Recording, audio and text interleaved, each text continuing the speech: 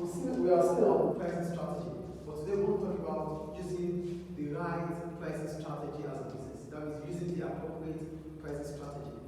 Most of the time, businesses would need to understand the market situation before they can choose the kind of strategy they use. That's what we need to talk about today. So, what are the determinants of pricing strategy? It is important for businesses to set the right price. Setting the right price will be determined by the following. So, as a business, it is important for you to set the right price. Because setting the right price means that you will not lose any revenue.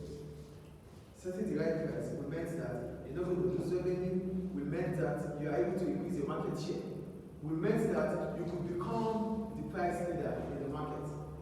That is when you are able to use the right price. So that's the advantage of getting it done or getting it right the first time. So what are the determinants of pricing strategy? Number one, differentiation and USP. When we talk about USP, we talk about the unique selling points. So a product that is differentiated from those of competitors will be able to charge a higher price. Why? Because your product is so different. The features looks different from those of competitors. Customers will be willing to pay a very high price on that product.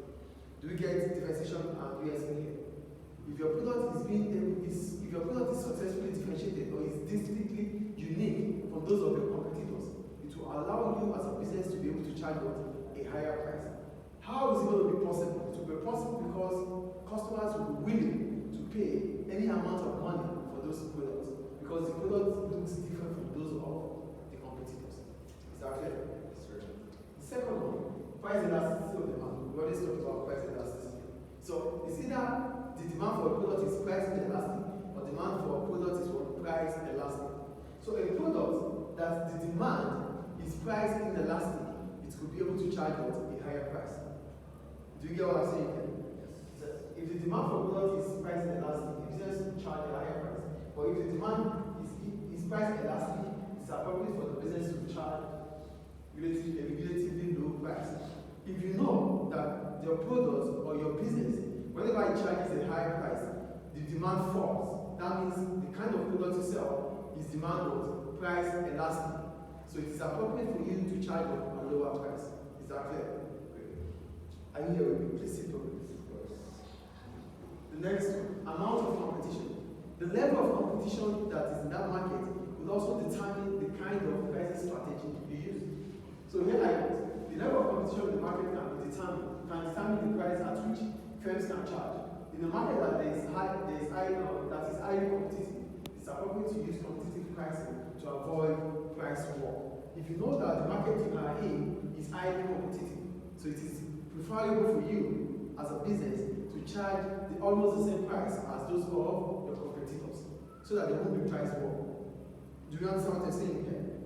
If you know that the market you have is highly competitive, you have a lot of competitors in that market, so it is appropriate for such markets to use what? Competitive pricing. Using competitive pricing means that you are selling almost the same as your competitors. So you won't be losing customers.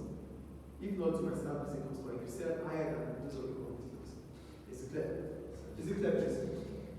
See that properly. The next one, the strength of the brand. A business with a strong brand can charge higher prices than those with weak brands. Such business with a stronger brand can use price skimming when introducing a new product and can also use predatory pricing to discourage new entrants. So because you have a strong brand, you know what a brand is? The unique name of a product. So that's what a brand is. So if you are having a very strong brand, it might mean that you could be the price leader. It will mean that you are having a large market share in that industry. So what does that imply?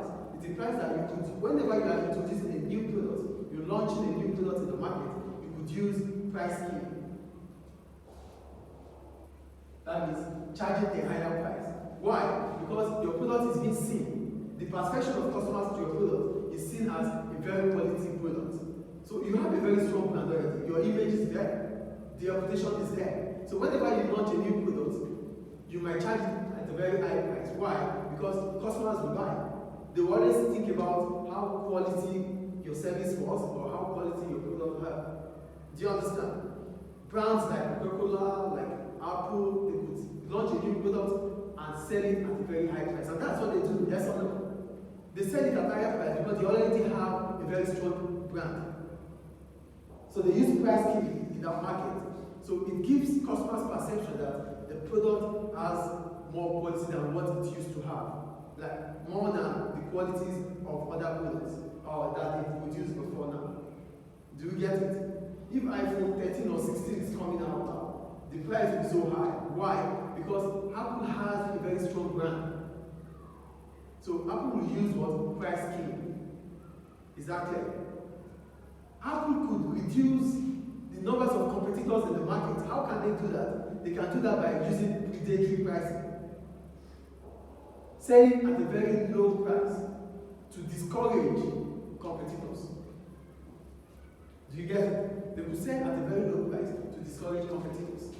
So that's what we call predatory pricing. Using predatory pricing means you are letting your competitors to start leaving the industry, or you are not making the industry look interesting. You're not making the industry look interesting to new entrants. Do you get the point? Is it clear, guys? Is it clear, please?